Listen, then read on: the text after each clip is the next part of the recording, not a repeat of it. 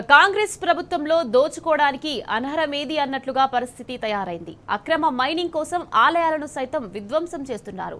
ప్రజల విశ్వాసాలను పక్కన పెట్టి ప్రకృతి పరిరక్షణను గాలికొదిలి సహజ వనరులు కొల్లగొట్టడం కోసం చారిత్రక ఆలయాలను కూడా వదలడం లేదు. ఇక జనగామ జిల్లా దేవరుప్పల మండలంలో వానకొండయ్య లక్ష్మీ నరసింహస్వామి స్వయంభుగా వెలసిన గుట్టపై అక్రమ మైనింగ్ చేపడుతున్నారు. ఇక జనగామ జిల్లాలోని వానకొండయ్య గుట్టపై జరుగుతున్న అక్రమ మైనింగ్ పై టీ న్యూస్ ప్రత్యేక కథనం.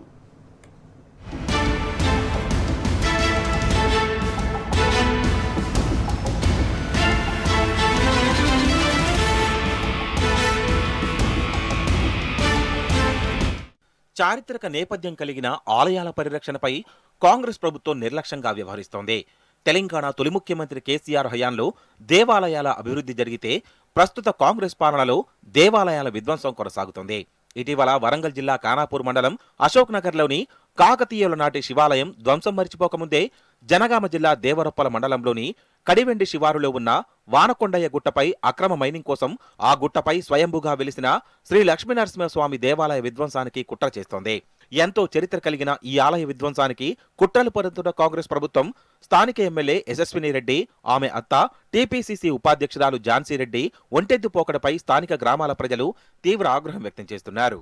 గుట్ట తీసుకుపోతామని వాళ్ళు అంటుర్రు. తీసుకుపోనియం, ఆడోళ్ళం మగోళ్ళం అందరం కలిసి దానికి పోరాడతాము. మేము చిన్నప్పటి నుండి దాన్ని ఎడ్ల బండ్లతో సహా మేము తలంబరాలు తీసుకుపోయి ఎంజాయ్గా పండుగ చేసుకొని మేము మంచిగా చిన్న చిన్న డప్పులతో చేసుకున్న వాళ్ళం. ఇవాళ వచ్చి ఎక్కడంగానే ఎమ్మెల్యేలు పెద్ద మనుషులు అందరు వచ్చి మమ్మల్ని ఆడోళ్ళను మగవాళ్ళను తెలియకుండా మేము చిన్నప్పటి నుండి మేము కూలీ పోయి కూడా అందులో ఒక లింగం తీసుకపోతే కూడా మా లింగాన్ని మేము మాదపుర పొల్లు వంట పోతే మేము తెచ్చి పెట్టుకున్నాం ఆడోళ్ళం కలిసి. ఇవాళ మమ్మల్ని కాదనకుండా ఎవరు ఏం పని చేయకూడదు. అందరం చిన్నలం పెద్దలం కలిసి అనుమతి తీసుకొని దాన్ని ఎట్లా అనేది సహకరించినాకనే బయటికి ఏదైనా అనుమతి ఇవ్వాలి. దేవరొప్పల మండలం కడివెండి గ్రామ శివారులో ఉంది వానకొండయ్య గుట్ట. కడివెండి, పొట్టెగుట్ట తండా, మాదాపురం గ్రామ పంచాయతీల పరిధిలో వానకొండయ్య గుట్ట విస్తరించి ఉంది. స్వామివారిని దర్శించుకునేందుకు జిల్లా నలుమూలల నుంచి వేలాది మంది భక్తులు తరలివస్తారు.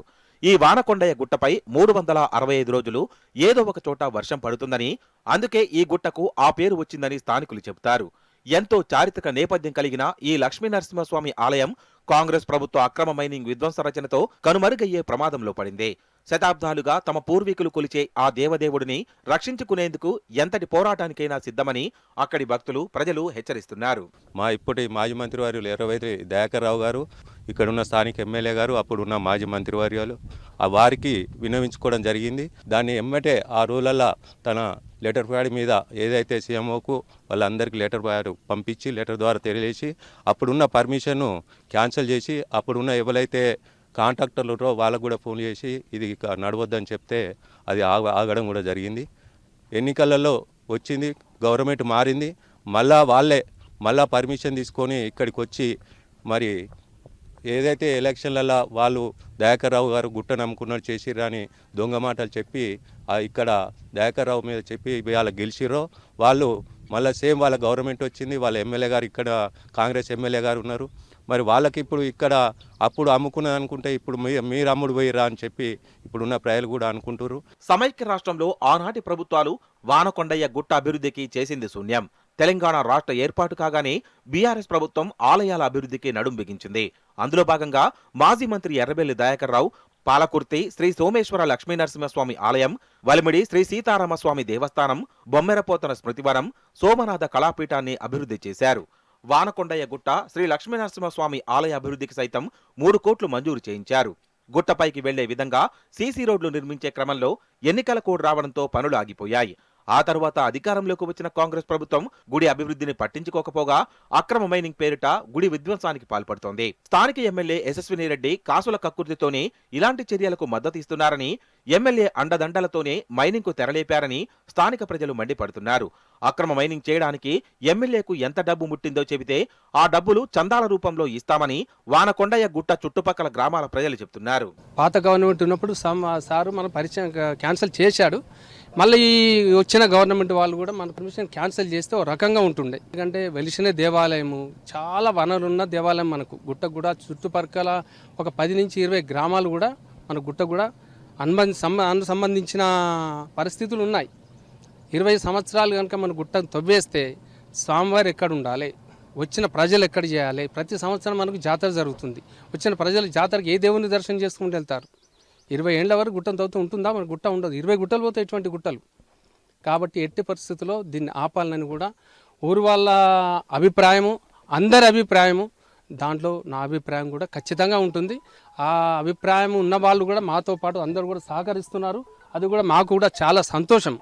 మేము కూడా అందరు కూడా ఏకీభవిస్తున్నాము. దీన్ని ఎట్టి పరిస్థితుల్లో ఆపాలి. వానకొండయ్య గుట్టపై జరుగుతున్న అక్రమ మైనింగ్ ను వెంటనే నిలిపివేయాలన్న స్థానిక ప్రజల డిమాండ్ మేరకు బీఆర్ఎస్ పార్టీ పోరాటానికి సిద్ధమైంది. దేవరొప్పల మండల ప్రజలతో కలిసి మాజీ మంత్రి ఎర్రబెల్లి దయాకర్ రావు జనగామ జిల్లా కలెక్టర్ను కలిశారు. ఎట్టి పరిస్థితుల్లో అక్రమ మైనింగ్ తవ్వకాలను వెంటనే నిలిపివేయాలని ఎర్రబెల్లి డిమాండ్ చేశారు. చుట్టుపక్కల గ్రామాల ప్రజల అభిప్రాయ సేకరణ లేకుండా ఏ విధంగా మైనింగ్ కు అనుమతిస్తారని కలెక్టర్ను ప్రశ్నించారు.